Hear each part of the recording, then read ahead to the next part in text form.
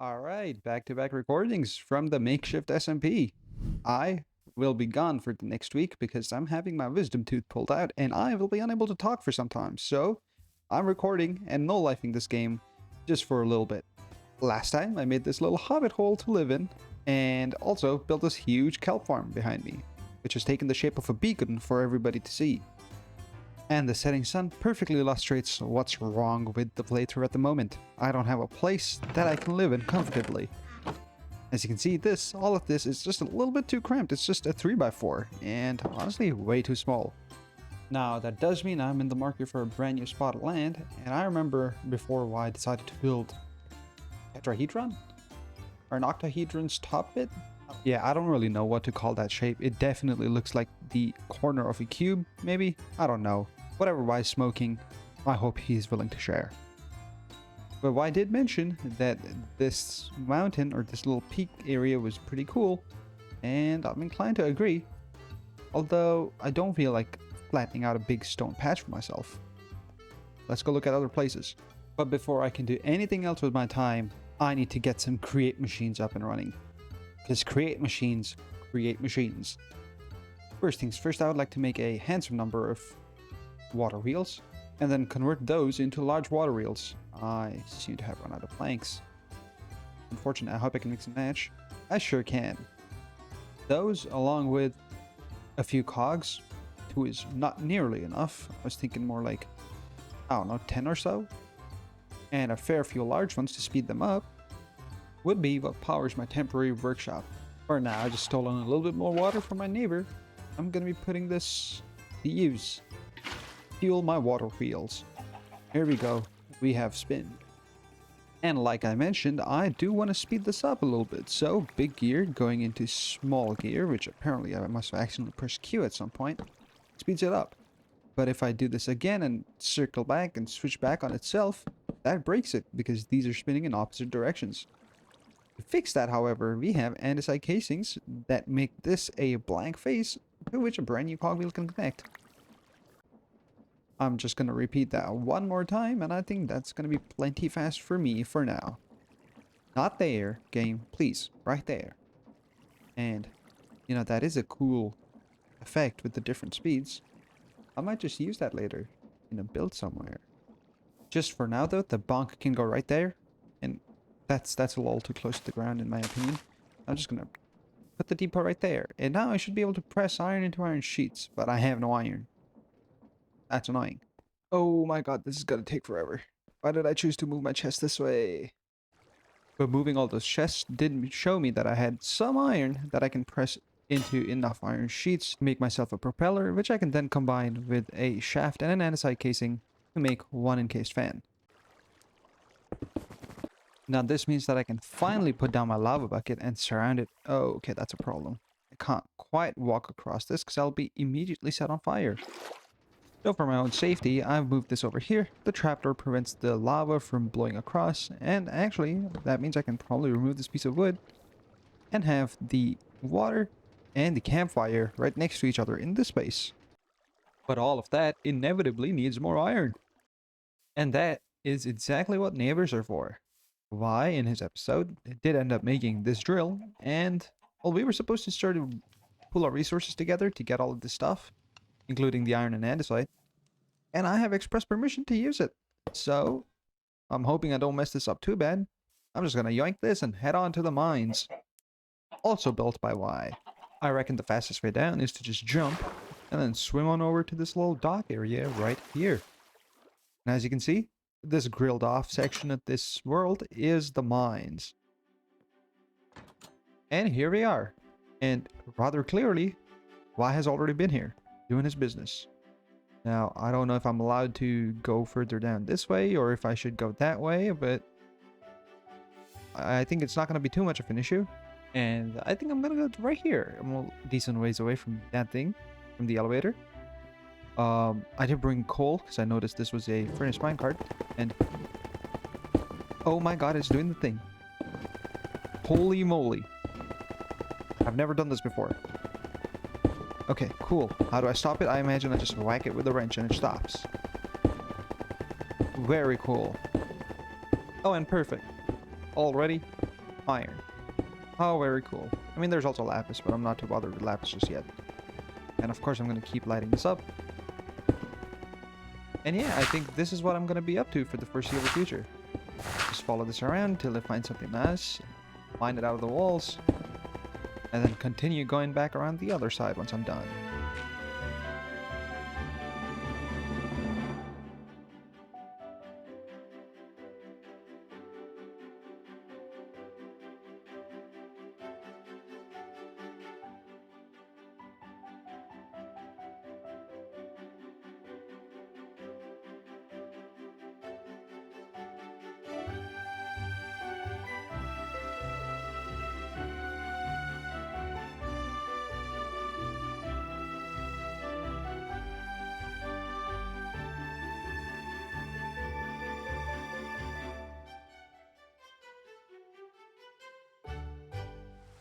You know, I think I finally managed to find some of the caves that the people were finding on day one. I managed to make it out of the mines with myself and the minecart contraption intact in just under 2.5 stacks of raw iron. And that is going to go right there to smelt up. As you can see, raw iron can be bulk blasted through a fan into iron ingots. And it being in bulk means that it takes a certain amount longer for every single item in the stack. So a stack of 30 items takes a little less time than a stack of 64. But either way, this is a 1-to-1 conversion at the moment, so I'm gonna have just over 2 stacks of iron, some of which I want to reinvest into making a few walls. And to find out how many items I need to make 18 item walls, I'm going to use the recipe tree function in EMI. On every single recipe, for example this one right here, you can set it as a default recipe, and when you view a recipe tree, that is the recipe that is shown here. And you can do that for every single ingredient up until you reach the very bottom. So for example, in this case, I just chose oak slabs as the slab of choice. And this then tells me that to make 1 vault, I need 3 oak planks, 6 planks that'll be used to make other stuff, and then 2 iron ingots, which will then be combined into 1 vault and 4 leftover oak slabs. So if I am to start scrolling up here, I can increase the batch size to 18, and that tells me that I need 36 iron to be pressed into sheets, which I have already done, 108 planks plus 18. 18 turn into 36 slabs, and 108 make 18 barrels. And with the correct amount of stuff in my inventory, I should just be able to say this, shift click this recipe into the thing, and that makes 18 barrels, which I can then use to make 18 item vaults. Perfect. And in case you're curious as to what I'm up to, I'm essentially copying Y at this very moment. This is a mobile storage system that can send items into the vault as needed, and then pull items out using the blaze burner. So to make a system such as that, I am currently missing 4 packagers, 1 stock ticker, and a stock link. The packager itself needs blocks of cardboard, which come from cardboard, or you can wash cardboard into cardboard, not exactly helpful. And cardboard in itself comes from pulp, which comes from mixing water and pulpifiable items. And fortunately for us, both sugarcane and bamboo happen to be pulpifiable items.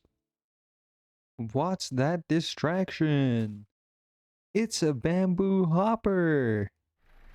Did I end up using almost a stack of my iron just to make a bamboo hopper so I can park it on top of Y's little perch right there? I absolutely did. All I gotta do is maneuver this appropriately. Hold on. I've done this a couple times already.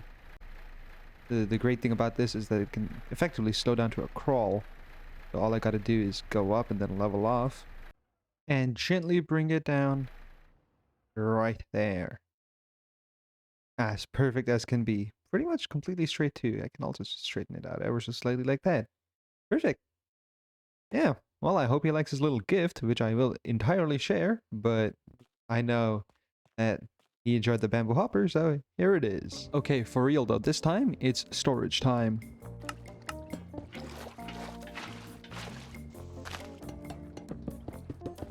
And with this mixer in place, I should now be able to use the much more efficient andesite alloy recipe that uses andesite and zinc, except I think this is not fitting quite fast enough. Here, what if I replace that with that and put that gearbox over here? Is that fast enough? It sure is. And here we are mixing it up. And you know, while this guy is mixing it up, I'm just gonna put this here and this here in preparation for putting all of the bamboo into this, where I can finally start making cardboard. Alright, well the bonk is still going, but I think a stack of cardboard should be enough to make 16 boxes, and I should have everything I need to make the 4 packagers currently required. I do have the iron, and I believe I needed andesite alloy along with that? No, just redstone. Okay, cool. I do have some for my mining adventures. Bing, bang bosh, I can make 9. I just need the 4 for now. I am just realizing I will need a card assembler as well as a lever, 2 transmitters, which are going to be used to make 2 stock links. Yes, and then one of the stock links is going to turn into a stock ticker with golden glass. And with this stock ticker, I should be able to create a cart contraption with a bunch of vaults on it, which is going to be my mobile storage. No more chest monster. So I know that this is going to assemble facing that way, and I want to put down a bunch of vaults that just sort of turn into 3x3s as you expand them. Each and every single item vault itself has 20 stacks of storage space, and I made 27. So that's a lot of storage. Alright, and looking at the ponder suggests that if I put this here and give it a package, it'll unpackage its contents into the item vault, which means that it wants to receive a package from an inventory, and I'm choosing that to be my input. So if that's going to be an input, that packager will package its items into a package and send it down across as long as it is powered. And for that I'm probably going to need more levers, but that's for later case off. For now, I would like to put the outputs over here, so this thing's going to pull a package out, and then it's going to get sent into another packager facing this way. I just had to make an extra barrel because I forgot to make one, and that goes there. And so long as both of those are powered, I'll just put their stuff in here. Or technically, I do believe I could just put a single lever on top of the barrel if I can time it just right. There we go. And if I power, it should power both of these, and it does. Excellent. And here comes the fun part. After looking at the ponder a whole bunch, I think I can put down this stock ticker right here, which is responsible for consolidating all of its inputs. And I have to put this tuned stock link on top of the packager that is going into the vault. And what that does is allow the stock ticker to take a gander into this vault and show off all of the items. Technically, the next step is supposed to be putting down a seat and using an entity to access the stock ticker. Anyways, I should be able to put this blaze burner right in front of the stock ticker, and as long as it's wearing a hat, it means that I have just linked these two together, and I should be able to search for items. No packagers linked. But I linked you! Oh, did I reverse the order? Am I supposed to do that, link this to that, and then place it down? No packagers linked. What? Alright, and that powered lever is the problem, because if I place this right here, you can see that this thing too is powered, which unlinks it from the network. So what I have to do is do that, and then link this to here instead. And now I should be able to freely search for items. And this is green, which means it is linked as well. Just for looks, I too will be right-clicking this. And with the addition of a crafting table and a stone cutter, 2 blocks that I'll probably end up using a significant amount, I think this is going to be my mobile storage solution for the foreseeable future. I should now be able to super glue all of this together, which is all the way up to here. Super glue the stock link into the packager, the barrel into its own packager, the stock ticker to the blaze burner, these two to each other, and then this over here. That doesn't seem right. There we go. And now everything's glued. And that just means that I should be able to plank down this minecart, send power to it, and the fact that it lifted off the ground means that I can right click and yoink my entire storage system into this minecart contraption. How nice is that? Although I never did actually try using it, so no time like the present to just, break my chests and just dump all my inventory into this barrel right here. So let's start with that. It goes over there, it goes down, and it goes in. And does that mean that it's available here? Hallelujah, it worked. I don't think you guys understand how nice this is to finally just be able to just dump everything. Oh, I sort of regret dumping literally everything, but that's okay because I can pull my sword, my axe, my wrench, and my sleeping bag, and my super glue and my pickaxe back out again. All I gotta click is send. It goes to that stock link right there. It gets packaged and depackaged into the barrel. Epic! And just like that, as promised, no more chest monster. Everything is right here. Now my actual starter home is gonna go on top of that piece of stone right there. Perhaps extend all the way over to here. But I happen to be missing one key resource in getting started with my build. Smooth sandstone. Which comes from sandstone, which means I need to get either a whole boatload of sand or automate the crushing of sand. You see, crushing wheels are the easy part of this equation because crushing wheels are just andesite alloy. The expensive part is the 21 mechanical crafters needed to make them. And mechanical crafters need brass. Now brass happens to be a combination of copper and zinc, and I expect to need a ton of it. And that means I need to gather more resources. And then Stock Gaming logged on, except he didn't even know I was behind him while he was recording his episode when I came over to say hello. There you go. Let's head down here. And the normal recipe is 1-to-1 inside the mixer. So let's do this. Oh, don't worry, we did hang out for a tiny bit, but I still had more stuff to do. And I think I'm being intelligent here. Because brass needs to be superheated, I'm gonna glue all of this as a contraption and take this tank with me to the lava pool, all the way on this side of the island. And here we are, a short flight across the island later, arriving at the lava pool. Don't worry, this forest won't burn down. Fire take has been turned off on this server. But once I do land here, I should be able to just walk on over here and put down my hose pulley like so, and start cranking it so that it starts pumping. There we go. Just gotta crank it the other way so it reaches the bottom of the thing. And if I keep on cranking, fluid will start coming out of right here. All I gotta do is hook it up to a mechanical pump and put down a cog. And this is why I came prepared with all this stuff. There we go. Just gotta yank that back. Perfect. Boop. And which way is this going? Backwards. No problem at all. You flip it around. And we are now spilling. Excellent.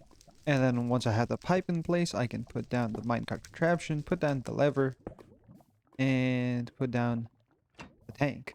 And the tank is currently a proper fluid tank. If I turn it on, it turns into a contraption that I can pick up.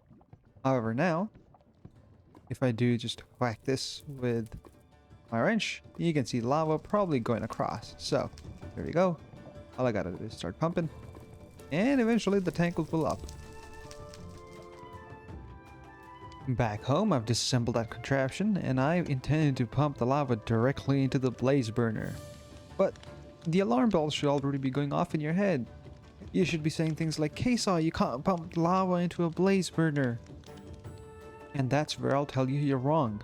We have create crafts and additions on the server, which gives me the rolling mill, which I can hopefully just hook up right here, and then pass a single piece of bamboo through. Boop. And this should make me a straw. Or at least that's what this recipe says. Now giving that singular straw to a blaze burner turns it into a blaze burner with a straw. And this guy now has a drinking hat on.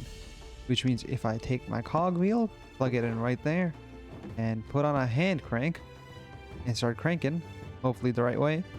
Come on now, Mr. Pump. Let's go.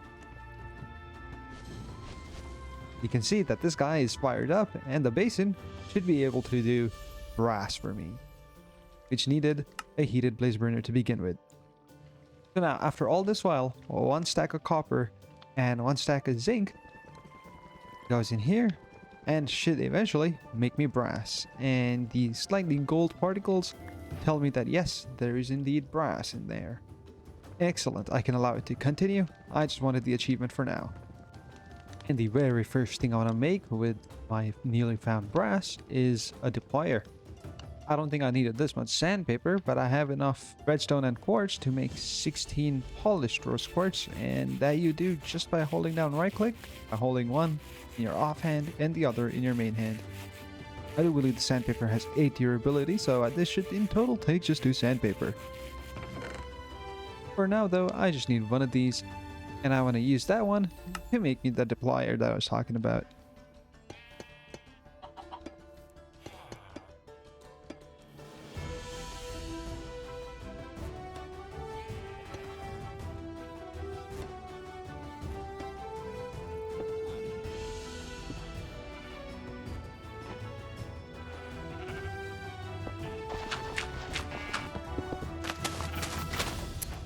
Alright, cool little microfarm for wool. There's a deployer with shears in it. It's being restocked by this hopper. The filter item is a shear. You can just about... You can just about make the back end of that there. And then any wool that it collects after shearing the sheep ends up in this guy, which spits it out and spits it into this guy right here. And so far, it's produced 19. And in the time it has taken me to produce that little microfarm, the brass is done cooking. So that means that I can now take a stack of this brass and potentially use the last of this axe to make myself some brass casings and the mechanical crafters. I do happen to need 21 mechanical crafters, so I need 7 crafts of 3, and I've already prepared by making 7 electron tubes. What's left is the 7 brass casings, as well as 7 crafting tables.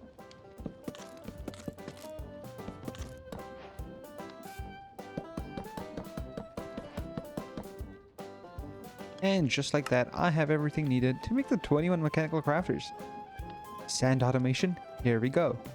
And honestly, setting these up is always a fun time. So, it always starts like this. This arrow dictates where the crafted item will end up, and you sort of want to make it so that all of the items eventually end up in the same spot right here. And then the rest will have the other guys pointing in, and this is going to be a 3x3 in the middle with its edges extended out by a block.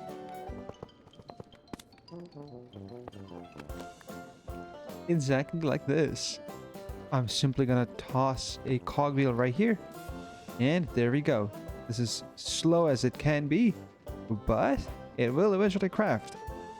So to make crushing wheels, all you really have to do is put andesite around the outside, and then put wood in the 4 spaces, and then put a rock in the middle, and then eventually all of it will come together in a mechanical assembly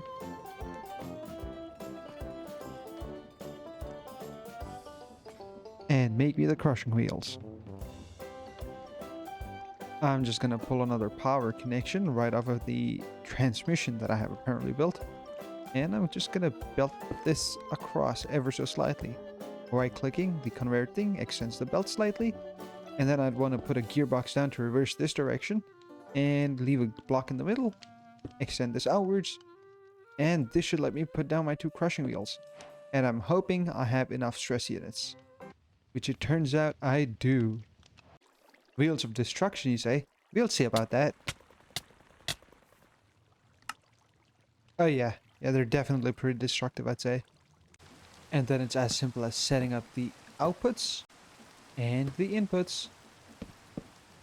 So now if you just put in a boatload of cobblestone, it should all eventually get processed down into gravel, which will end up in here, which can then be processed right back down into the sand I need.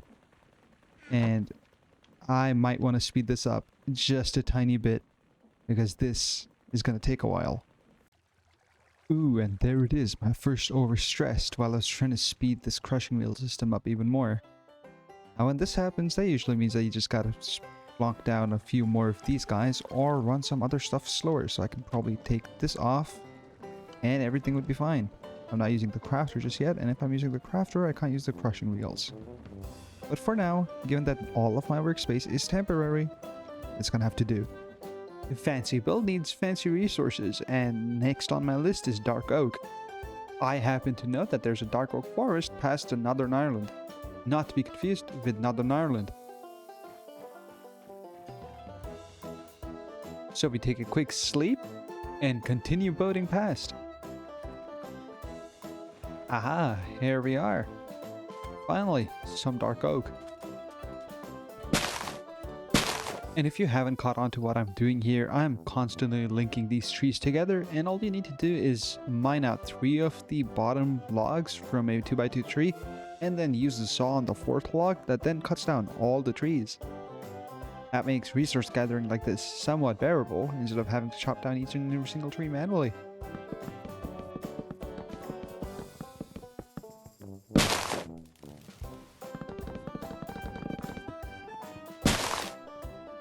The next stop for me was the nether for some of those beautiful blue warped trees and their leaves.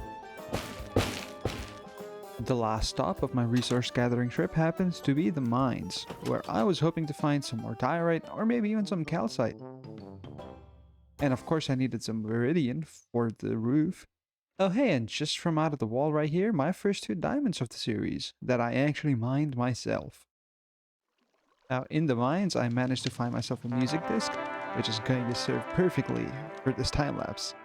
I have the resources, I have a plan, I have a music. Let's get to building.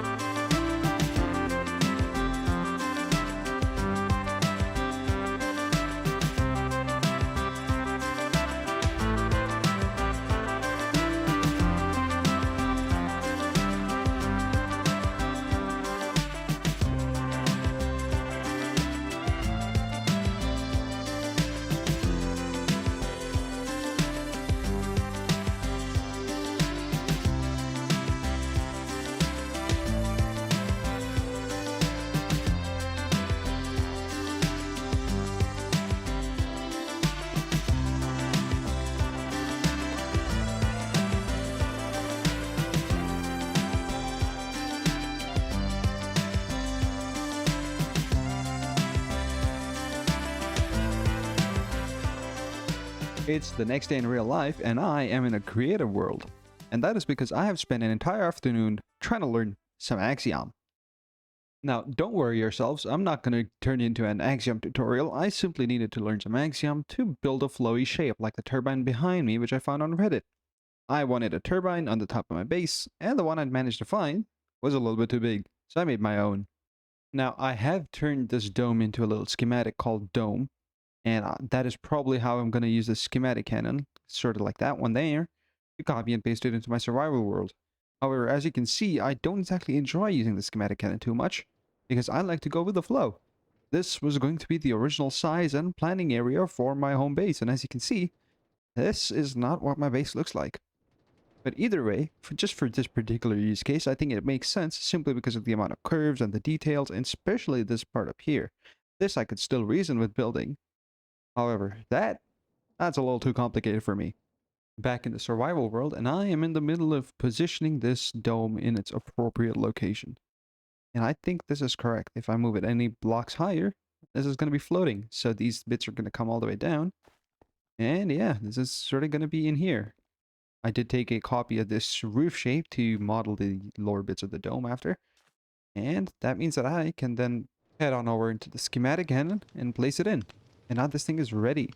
However, I would like to replace solid blocks.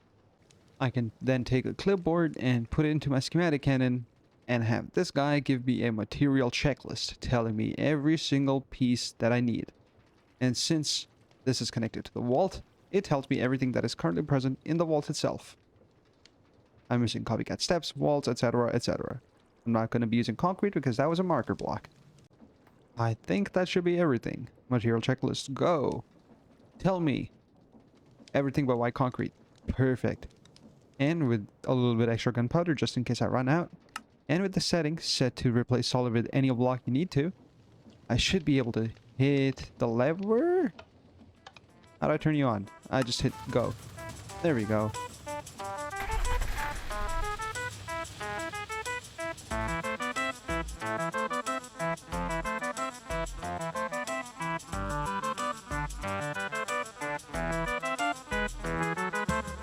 The schematic cannon, once it's done, gives me an empty schematic, and I've loaded it up with the sail.nbt. I am just gonna rotate it and then repaste it in, but I'm hoping that works without a flaw because I'm not entirely familiar with the schematic cannon system. Put this in here, and I get a checklist, and I'm missing a whole bunch of stuff. And once again, after a tiny bit of crafting, I think I'm ready. Buy concrete resist markers. I should be able to hit play on this guy and have it run.